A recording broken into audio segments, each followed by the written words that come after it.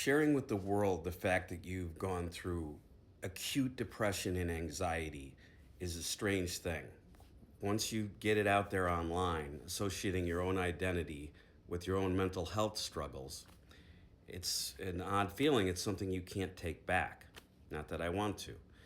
But I've been doing these 3 posts per day as part of a seminar, talking about every aspect of mental health that I've experienced and what I've learned, especially these 3 reminders that I write about that I learned the hard way several years ago when I was incredibly desperate and undergoing terrible emotional pain. And I've been doing it as part of this discipline sort of strategy in this seminar, and it's a lot of posts. I'm tired of looking at myself and hearing myself talk about it, and at the same time, people have said that it's helped and they're glad I'm doing it. It's also a strange thing to be trapped in this attention economy, and especially talking about mental health.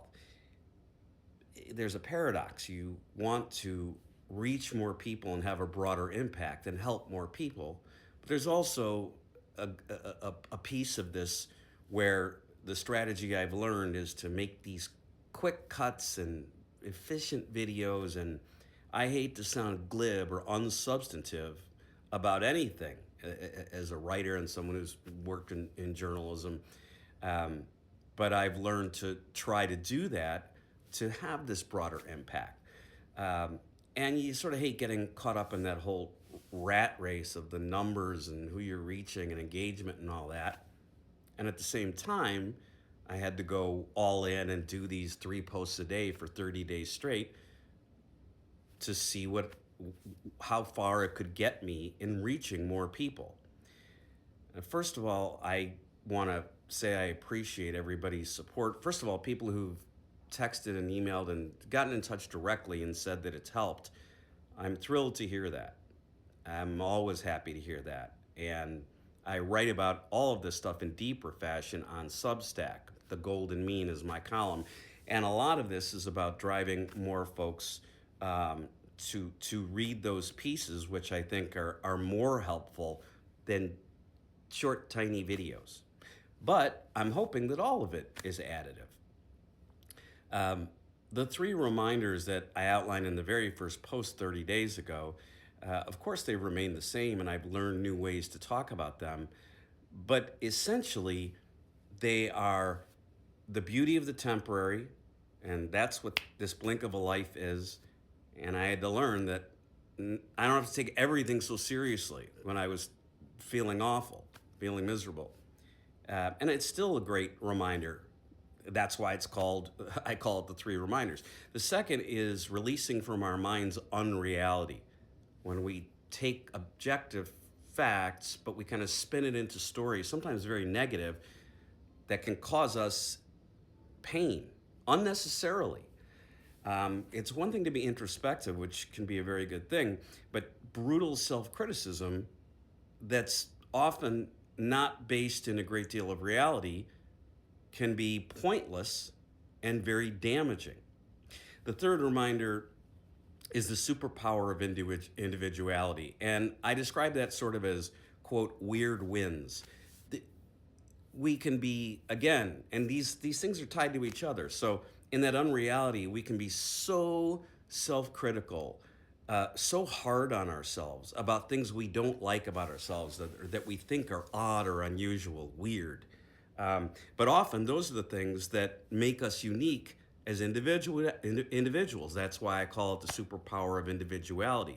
It's often mining, mining, mining those things inside us, and not only being proud of them, but seeing what they can become, cultivating them, because they can often be talents or unique things about us that can lead to great things once we put them to good use, once we put the pedal down and really embrace them. And by the way, some things are just strange and odd, and that's how we are as individuals.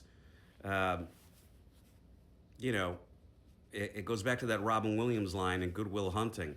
They call this stuff weird, but that's the good stuff. You know, and then we quote, let other people into our weird little worlds. He's talking about intimacy.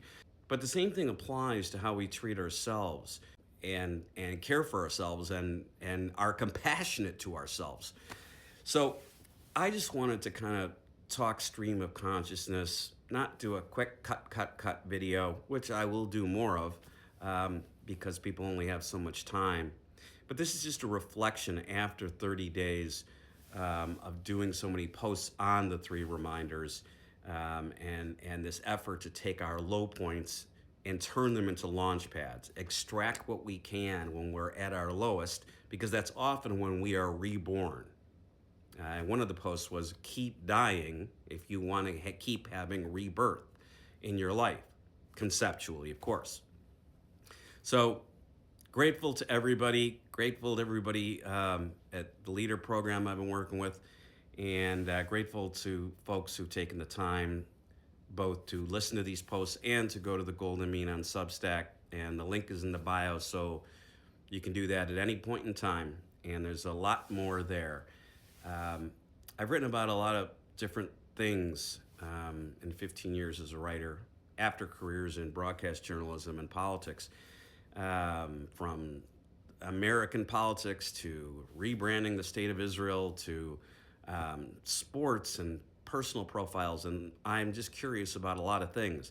But writing about mental health and being really direct and honest and open about my experiences and how they can hopefully help other people is one of the most meaningful things that I've been involved in this career that is still ongoing. So thanks again. Check out the Golden Mean. Like and follow us, and be good and kind to yourselves, most importantly. Try to have a great day.